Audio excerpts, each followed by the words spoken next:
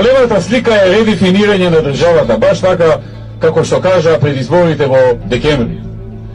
Досега се искристализира 6 точки на тоа редефинирање. 6 јасни точки на редефинирање на државата.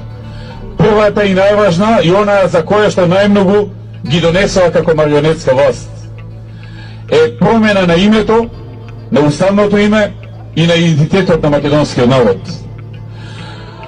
Втората точка е овој штетен договор со Бугарија за кој предмалку ви зборував.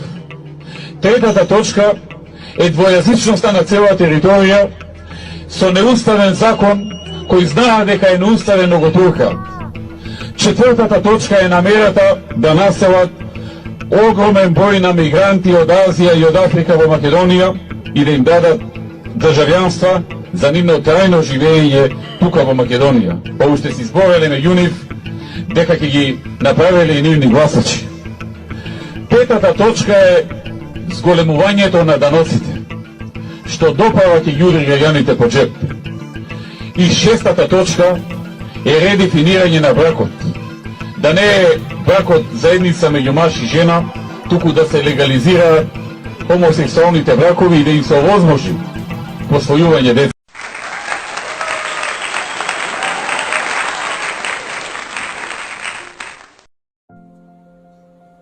Си бил некој зајак и никој не го е сапел во шумата. По природа бил лажго и подметнувач и не бил многу паметен, но бил и таа како лисица.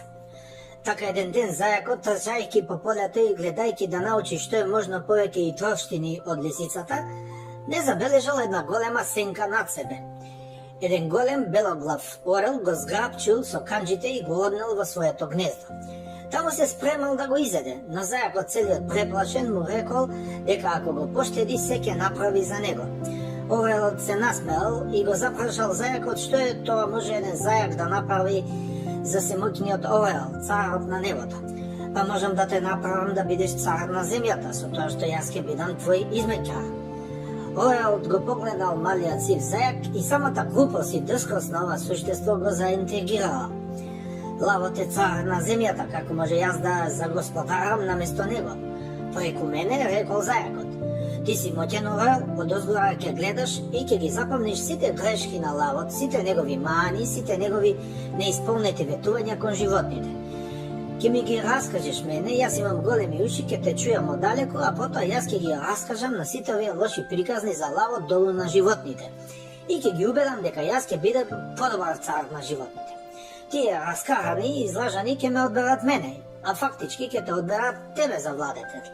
Потоа јас за се ќе те слушам тебе. Аха, рекол орелот.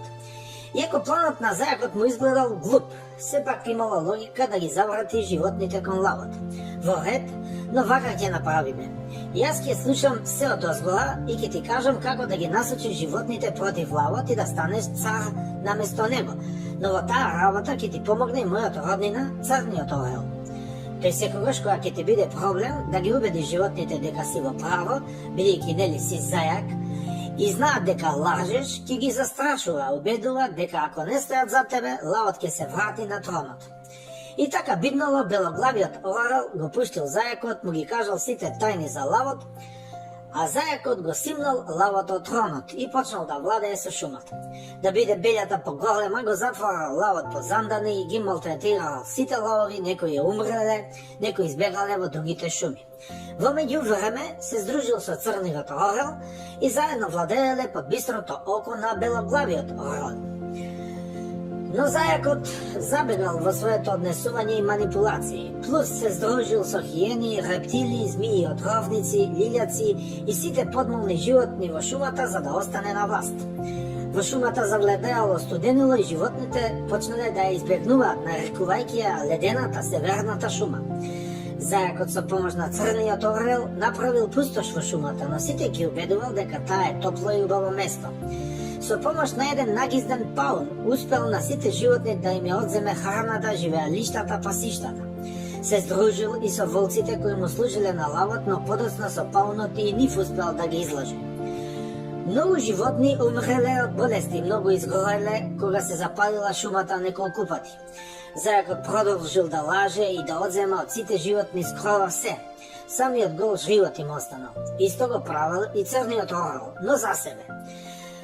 Лавот не спиел, полека околу себе ги собирал сите животни, затоа што тој по раѓање бил заштитник на сите. Дури почнале да му се придружуваат и змии и рептили, на кои не можел да им верува целосно. Белоглавиот орел гледал дозгора што се случува и малку по малку сватил дека наскоро нема да има ни шума, а богами ни животни. Затоа, иако знаел и гледал дека лавот се организира против зајакот, не му пренел ништо. Така зајак ги изгубил првата битка против лавот и од страв и кукавичлук морал да се повлече. Во неговото повлекување му помогнал црниот орел, кој го заштитил максимално со своите предавници уфрлени кај лавот. Зајакот го заменил еден гиздав египетски безкрзнен мачор, кој дотогаш му служил. Црниот орел видел можност со тоа повторно да владее со шумата, иако бројот на орлите бил за 5 пати помал од бројот на другите животни. Лавот почнал да се организира за последната битка со зајакот, кој се криел во дупката на мачорот. Дури неколку црни орли му се придружиле на лавот, не можејќи повеќе да ја трпат власта на зајакот. Белиот орел гледал одозгора и размислувал на која страна да застане. Сепак орлите се орли, па макар и црни. На равночение, кога ќе тркне еден зајак да рекетира со 3 евра, дури и белоглавиот орел гледа дека се отиде во